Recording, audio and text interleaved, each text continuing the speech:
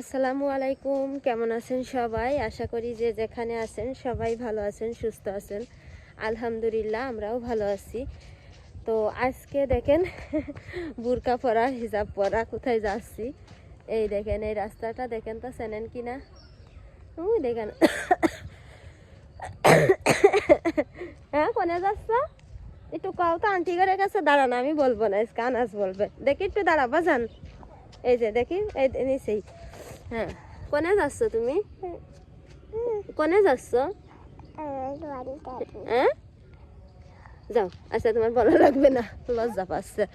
নানি বাড়ি যাচ্ছে।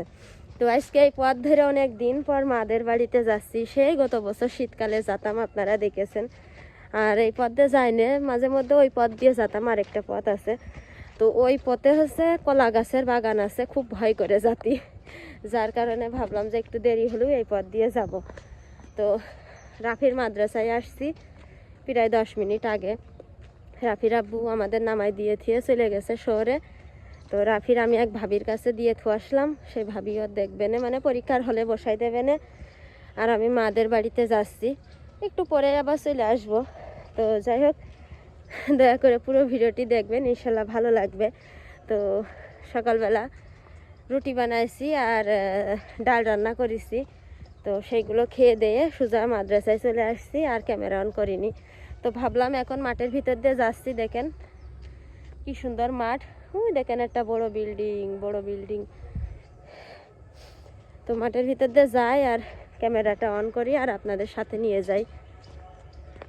তো ঠিক আছে, আমি ব্যাক ক্যামেরা দিচ্ছি। হ্যাঁ, যাও যাও, তাড়াতাড়ি চলে আসতেই হবে আবার। যাও বাবা, যাও যাও, নানি ঘরে বাড়ি একটা বিড়ালের বাচ্চা আছে, তোমার বিড়ালের বাচ্চা দিবা না। হ্যাঁ, রাফির আব্বুর গাড়িতে নামিছি ওই পথে। রাফির আব্বু জানে যে আজকে যাবো তা। তো যাই হোক, নামা দেখে রাফি আনাজ বলছে আমি যাব না নানি বাড়ি। তো ওর মিথ্যা কথা বললাম যে বিড়ালের বাচ্চা আছে, তা না হলে এইখানে পাথর কলে নিয়ে হেঁটে যাতে গেলে আমার জীবন শেষ। এই জন্য মিথ্যা বললাম যে নানি ঘরে বাড়ি বিড়ালের বাচ্চা আছে, তোমার দিবা না। তো যে দেখেন ফাঁকা মাঠ, কিছুদিন আগে ধান কেটেছে, তারপরে এখানে সরিষা লাগাইছে। দেখেন কি বড় একটা খাম্বা না, টাওয়ার। আবু এসো, এসো এসো বাজান এসো।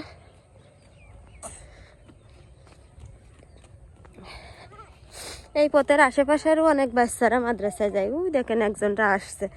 আমার মা যদি সুস্থ থাকতো তাহলে আমার মার কাছে রাফি রেখে গেলে আমার মাই আনা নিয়া করতে পারতো। আমার আর এই গ্রামের তো কষ্ট করে আসা যাওয়া করা লাগতো না। এই যে সামনে যত বাড়ি ঘর দুয়ার দেখছেন না, ওই সব বাড়ির সব বাচ্চারাই কিন্তু ওই ওই যে রাফির মাদ্রাসা, ওই বিল্ডিংয়ের ওই পাশে ওখানে পড়ে। আব্বু এসো। তো ঠিক আছে, মানুষ আসছে, আমি পরে ইনশাল্লাহ ক্যামেরা অন করবো মাদের বাড়িতে গিয়ে।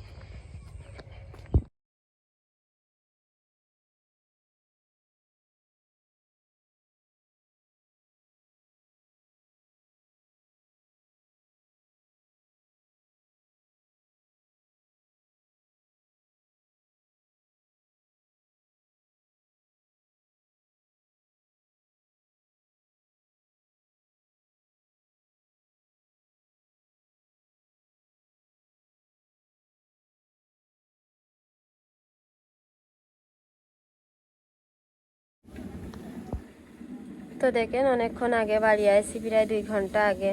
সে শরীরটা ভালো লাগছিল না, আস্তে আস্তে টাইটুই করে কাজ করেছি, কোনো কিছু ভিডিও করিনি। তো এখন আমি যাচ্ছি রান্না করতে। রাইস কুকারে মাত্র ভাত বসিয়ে রেখে আসলাম। আর ওই দেখেন রাফির আব্বু ওখানে মুরগির ঘর বানাচ্ছে। আর আমি রাইস কুকারে ভাত বসিয়ে রেখে আসলাম, এখন রান্নাঘরে যেয়ে দেখেন, এই দেখেন, আরে মাসি বাসি কটা ভাত আছে।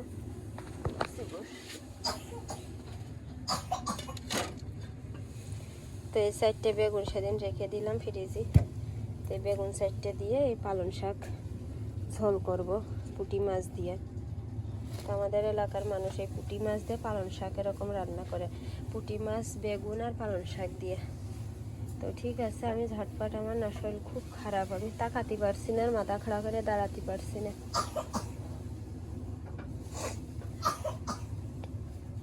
তো ঠিক আছে, আমি ঝটপট রান্না করে শেষ করে তারপর ইনশাল্লাহ ক্যামেরা অন করবো আবার।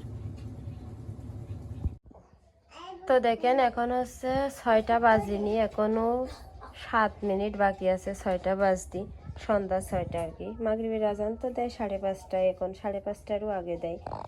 তো আমি সেই আনাস কথা বলেন, আমি আসছি। দুপুরবেলা দেখেন সেই যে বেগুন দিয়ে পালং শাক রান্না করেছি, এই ভাত খাইছি মানে এই আসরের আজানের পরে। কারণ সেই মুরগির ঘর বানাচ্ছিলাম, রাফির আব্বু পেরেক মারছিল আর আমি মানে ওর সাহায্য করছিলাম। এই করতে করতে সেই মুরগির ঘর বানানো প্রায় হয়ে গেছে আলহামদুলিল্লাহ, অল্প একটু কাজ বাকি আছে। তো সেই কাজ করতে করতে আর পরে ভাত টাত খাওয়ার ভিডিও করি না। আর আমার আজকে শরীরটা প্রচুর পরিমাণে খারাপ, মানে আমি যে কিভাবে হেঁটে চলে বেড়াচ্ছি আর কিভাবে কথা বলছি আমি নিজেও জানি না। তো এখন সন্ধ্যার সময় দেখেন সেমাই রান্না করে নিয়ে আসলাম। রাফির আব্বু সেই খেয়ে দিয়ে এই মাগরিবের আজানের একটু আগে গাড়ি নিয়ে গেল, আবার কছে 200-100 টাকা যদি হয়, কারেন্ট বিল সামনে দিন চলে আসছে। তো গাড়ি নিয়ে গেছে। আর এখন এই যে আনাস আর রাফির জন্য সেমাই রান্না করে নিয়ে আসলাম। রাফি খেয়ে প্রাইভেট পড়তে যাবে আর আনাসের খাওয়াবো। আনাসেরও ঠান্ডা খায়নি আর রাফি দুপুরে ভাত খায়নি। তো যাই হোক, এই যে আর তাড়াতাড়ি করে ওদের খাওয়াইয়ে দিচ্ছি, আপু দিচ্ছি।